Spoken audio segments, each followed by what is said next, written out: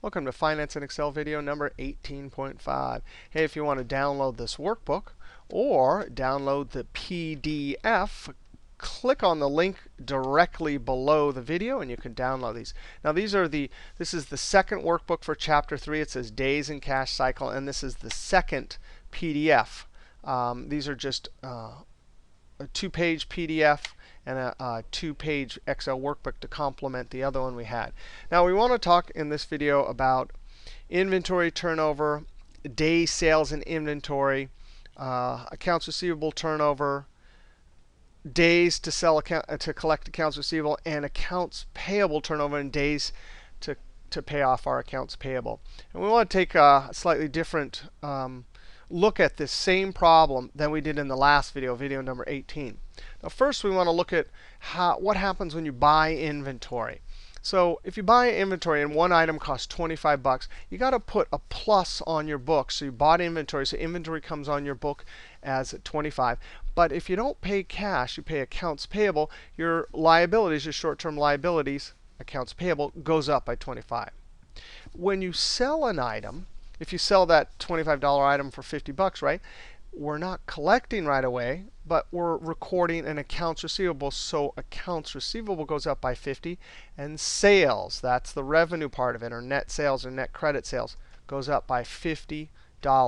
Well, when you sell it, you immediately then have to record the expense, cost of goods sold, so that goes up by 25, and take the inventory off the books. So that's actually a subtraction. Now the point of all this is all these ratios we're going to do are going to relate to numbers. And you want to see that sales and accounts receivable are related, and cost of goods sold is related to inventory, and AP through inventory is related to cost of goods sold. Now I want to go over to the PDF. The ultimate goal in this video is to calculate the operating cycle in days and the cash cycle in days. And get this, we're going to do this from financial statement numbers. Now we're going to get a days to sell inventory of 73 and a days to collect AR of 36.5. When you add those together, you in essence get the whole operating cycle. Now here it is. We purchase our inventory. If we were to sell it all the way down to 0, it would be this point in time. So this is an estimate. On average, how long does it take us to sell all of our inventory? 73 days.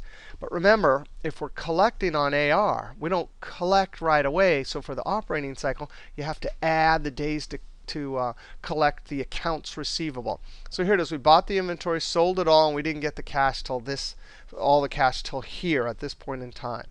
But this operating cycle is not the cash cycle, because when we buy inventory, we're actually not paying for it immediately. So we need to calculate days to pay accounts payable, 58.4. So this between the distance between here and here, meaning operating cycle minus the days to pay accounts payable, will give us our cash cycle number.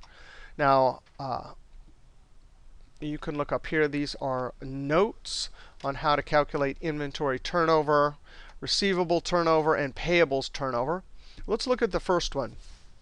The logic is the same for each one of these for why we use the numbers we do to get our calculation. But for inventory turnover, we take cost of goods sold and divide it by inventory. Now in accounting, you take the begin number, add it to the end number, and divide by 2. In finance, you generally are looking forward, so you just take the ending number. So for 2006 cost of goods sold, those are the cost of goods sold for the whole year. You take the ending 2006 inventory number. That's a looking forward number.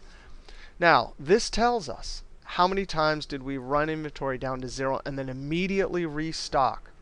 Now that's not really the way it works, but it gives us a good estimation. So it would look like this. You bought inventory, you sold it down to 0, and then immediately restocked, completely restocked, sold down to 0, and then immediately restocked.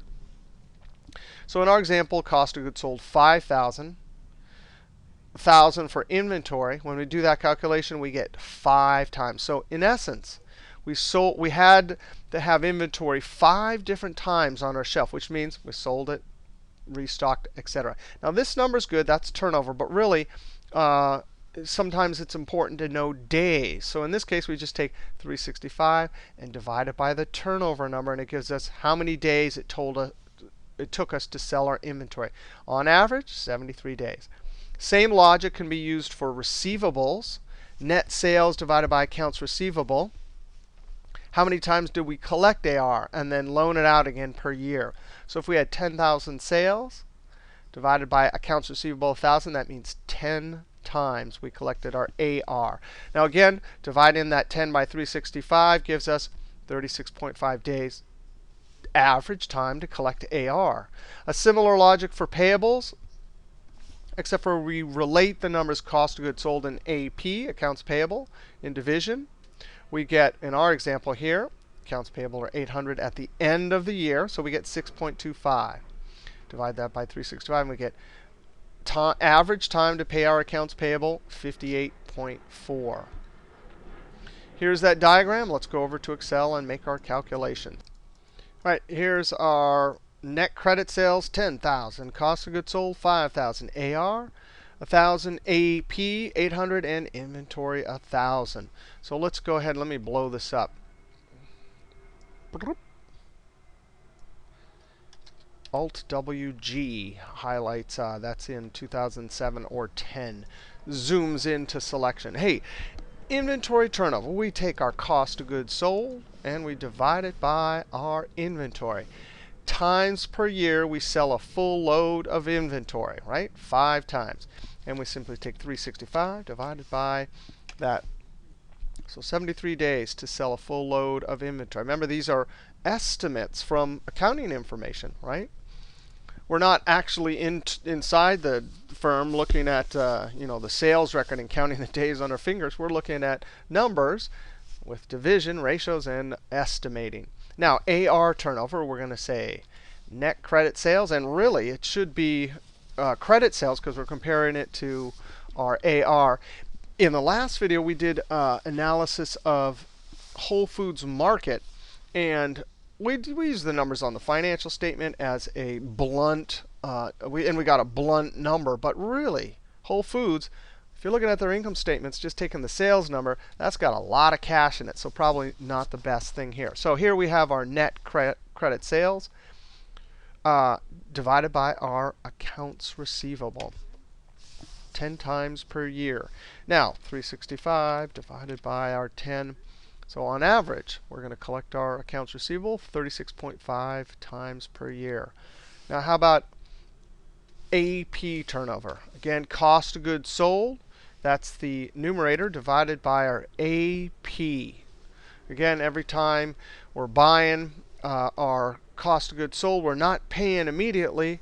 We're putting it on accounts payable. So that tells us how many times we're completely paying off our payables in 1 year. Equals that 365 divided by that. That'll give us 58.4 days. Now we can calculate our operating cycle. Days to sell all the inventory plus our days to get cash without all that inventory we sold on AR. 109.5. And finally, the cash cycle in days. This is our goal here. We're going to say 109.5 minus the time it takes us to pay our accounts payable. So the estimate for our cash cycle, 51.1 days. All right, we'll see you next video.